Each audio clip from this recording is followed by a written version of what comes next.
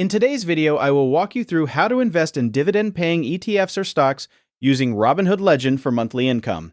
In this tutorial, you will learn how to find dividend-paying investments, view their details, and estimate potential monthly income using Robinhood on your computer. Start by opening Robinhood on your PC and logging in with your account credentials.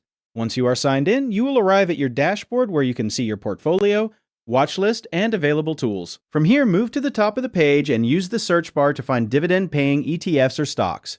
You can type in a specific ticker symbol or stock name, or enter a general term like dividend ETF to explore available options. After entering your search, select an investment from the results list to open its details page.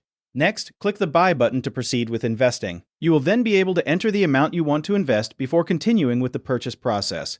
To estimate potential monthly dividend income, check the dividend yield of the investment. The dividend yield represents the annual return paid through dividends as a percentage of your investment. After reviewing all details and making your calculations, proceed with completing your investment through the buy process. This completes the steps for finding dividend-paying ETFs or stocks, reviewing their yield, and estimating monthly income using Robinhood Legend.